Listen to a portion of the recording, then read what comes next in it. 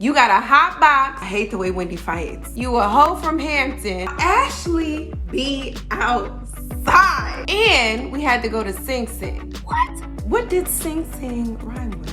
What do you mean? Candace redeemed herself again as best dressed on the show. Y'all know the battles between strippers and bartenders. Rappers and athletes love them. Let me tell you how I died at this conversation. They really making Michael look like a young whippersnap over here. You are team me through and through. If you haven't had your whole face yet and you a grown woman, that's your bad. Just know we know. What up, everyone, and welcome back to episode 2, season 6 of this season's Real Housewives of Potomac drama without our girl Monique, with Candace, with the shady Robin, with what the fuck is going on Giselle, with damn Wendy, I was rooting for you. Why you go for the juggler every time you fight with somebody? And me, your girl Rizzo. If you are not subscribed, please make sure you subscribe. Make sure you like, follow, comment, all of that good stuff. Send this to a friend who watches Real Housewives of Potomac. Let everybody know because, you know, we got goals. Let's get to it. Okay, so this episode started off with a continuation of the fight that we saw, the little preview that we saw with Giselle and Karen. Now, this is what happens when two people who have been friends for so long fall out and don't understand loyalty. Now, Karen says she apologized for it and she was kind of embarrassed at her role in it when she was talking to Ray. But Giselle, I'm sure she got a whole can that she's ready to let out just throughout the season. So we're going to keep our eyes open for that.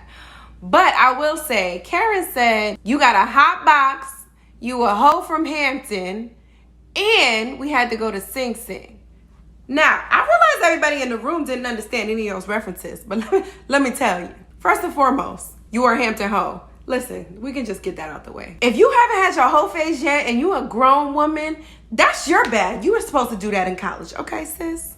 2, your hot box. Now, I just looked it up. They said 25% of college students have an STI, STU, whatever. I gotta look it up. Giselle, now if you had your whole face in college, that's potentially it. But Karen is now retracting because she feels like, damn, I shouldn't have said that out loud.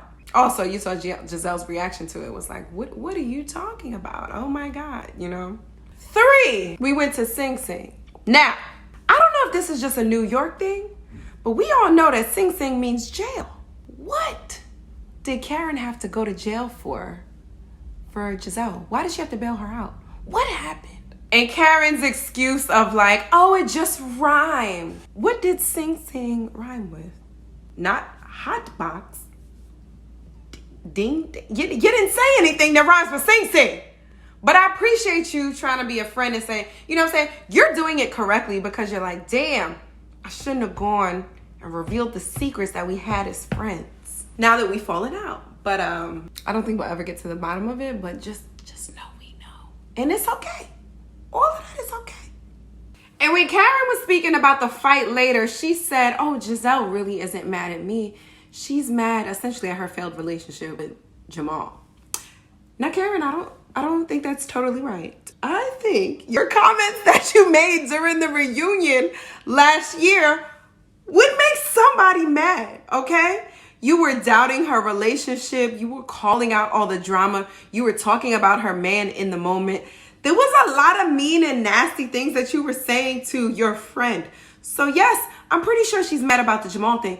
But sis, I'm pretty sure she's mad at you too. I don't have much to say about Robin this episode, except let's not be shady against our girl Wendy. She didn't say she didn't get her butt done. She was saying no because y'all said, let's see the butt. Did you get your butt done? She said no. She didn't want to reveal it in the moment. It didn't have anything to do with what Mia said. She wanted a whole reveal. Listen to that again. Hold on, let me see the butt. You got the butt done too. Now, on to Giselle and these kids. Let me tell you how I died at this conversation. Giselle called herself like being a mom, talking to her kids about dating. And they were like, sis, what are you telling us about dating knowing your dating history? You dated a drug dealer. Did you go on drops? Mm-hmm. No. Oh, you didn't. Okay. Oh, you dated a D1 athlete and he didn't. Oh, okay. But you telling us not to date a D1 athlete and a rapper. And Shorty's twin was Grace. Grace looked just like Giselle, just a little more brown skin. She looks just like her mama, which is crazy because, you know, little girls, you look like the daddy. My goodness, this girl was like, rappers and athletes love them. They're like, sis, you don't even know how to break up with a dude. What are you over here telling us what to do? You need to take advice from us. I will say though, I will tell my daughters near and far, women reading this, loving this, hearing this, seeing this, don't you date no rapper or no athlete. Okay? I dated a D1 athlete and my mother goes, before I go to school, she's like, but that's not like your boyfriend, right? Like, you guys aren't like dating. And I was like, what do you mean? Love of my life. What are you talking about? And she was like, all right, girl, well, just don't put all your eggs. And I'm like, how did this queen know? She didn't even go to college. How does she know that rappers and athletes? You know what it is? She used to hang around too many young folks at her job. She worked at Macy's. And they used to say all this love and hip hop stuff. That's where it came from. She knew. Now on to Mia, who I was like, I'm going to love you. I didn't like, it's still up for debate because she's still new. I did not like how she came there with Karen and immediately sided with Giselle. Oh, I can tell a clean and a pure heart. Whether you feel that way or not, when we are in mixed company and I bring you around, you are team me through and through. We will have that conversation later. You never show face and say that you're not on my side if I brought you here to be my team. I don't care what I said. She went back and like cleared that up later, but still. And can we talk about what is clitoroplasty? You have too much. Can I say that? I can't say this. Also, she was a bartender at the strip club. Y'all know the battles between strippers and bartenders. Bartenders always win. They always look the baddest. They don't just be bartending, no, but those are the girls who be like the models and all that stuff. All right, Mia. And also, I was looking at the pictures of her husband, Gordon G, and I'm like, oh, their age difference, like, it doesn't seem that stark. She gotta be like, what, 38? He's probably 68. But I don't know. He gave me a little more older than I expected. Between him and Ray, they really making Michael look like a young whippersnapper over here. Speaking of Michael, y'all, Ashley be outside. And I love it. Shorty came out in Converse at 39 weeks pregnant. And she said, I'm still coming. With or without my man, I'm out. And again, I stand for it, Ashley. I stand. You know what will forever be a crazy concept to me? How I am giving birth and you are charging me to bring what I produced took 9 months to create, house, grow inside of me. And you charging me to either get it out or to get it back. You charging me for my placenta? Shouldn't I be charging you for that? The reason it's here and people are now housing it is because of all of the positive effects that it can have on a child later if they get sick, right? I think that's right. Could be making this up. So you telling me I've created something that's going to make your life easier when it comes to taking care of my potentially sick child?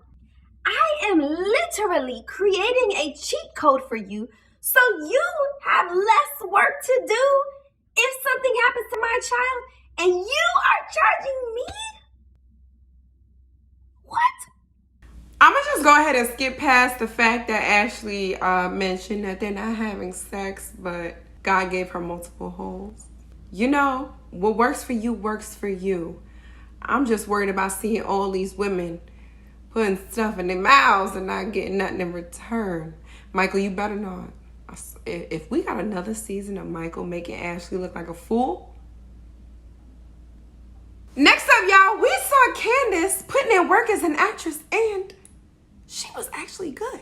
I didn't expect that from her, but I don't know. Maybe that's all them tears.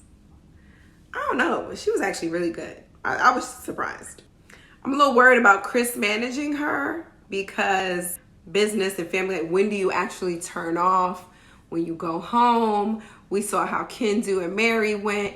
We saw how Kelly and her man went. You know what I'm saying? Well, Kendu and Mary didn't work out. Kelly and her man wound up being romantical.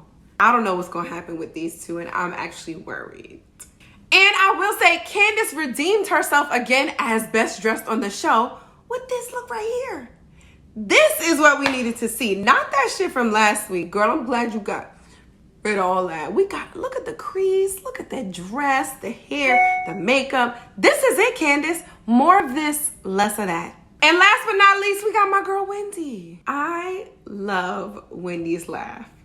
It's so genuine. I also love what Wendy has brought to the show with the Nigerian background. She introduced folks to Nigerian food, culture, outfits. And I'm also excited for the fact that she brought Eddie with her, right? Her being on the show also means that Eddie is on the show. Is this the only black man that we see? This might be the only black husband that we see. Well, Ray too, but I mean like a younger, oh no, Gordon, whatever. You know what I'm saying? I feel like this is a real black husband that we have on the show. And I appreciate that having Wendy on the show also means that we have Eddie on the show. I will say though, and I said this in the intro, I hate the way Wendy fights. You know, she is her mother's child. I'll say that. And her mother, listen, Wendy also introduced us to a Nigerian mother. And I know y'all might be like, oh, this is one. No, that is a quintessential Nigerian mother, okay? Oh, my kids are going to pay for me to get the boob job. Oh, my kids are a representation of me. Y'all got to be successful because of me. Look, quintessential, and we not mad. But, Wendy, we like you. And when you fight this much, when you go in on people like this, you seem like one of those people who be like, damn, I regret that. Because you don't stop. You go straight for the headshot. And that's not okay. People like that, you be like, oh, they been had that in them. They just been pocketing it for the right moment. And then you be like, oh, can I really trust you? So this was a solid episode. It's really setting us up for what's going to happen later in the season, because even though I talk about Wendy in that way, there is something that Giselle saw in her that she was like, you know what? It's your turn to go through marital drama. It's your turn to experience all of this. And I am going to be the person who pushes that forward.